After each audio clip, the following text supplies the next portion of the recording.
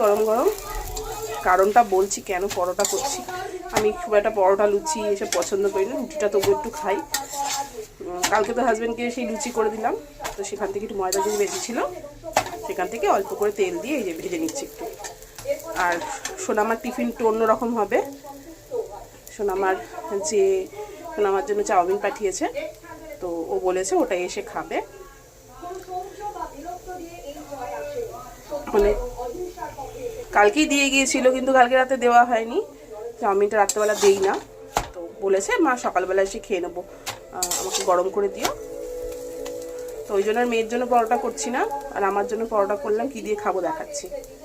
কালকের না একটু মাংসর আলু আর ঝোল রয়ে গেছে, এটা দিয়েই পরোটাটা খাবো বলি আরও পরোটাটা বানালাম। খুব আনহেলদি কম্বিনেশন, কিন্তু আমি কি করব, আমার লোভ সামলাতে পারছি না। খাওয়া দাওয়ার ব্যাপারে আমার লোভ ঠিকঠাক লাগে না, তো আমি খেয়ে নিচ্ছি এখন। চলো টাটা, শোনো আমার ব্রেকফাস্টটা পরে দেখাচ্ছি। আর ব্রেকফাস্ট মা নিয়ে যাও, ভিডিও করছি, নিয়ে যাও। তুমি খেয়ে নাও, গরম করে দিয়েছি, অল্প সস দিয়েছি, যদি লাগে বলো। নাও, টাটা।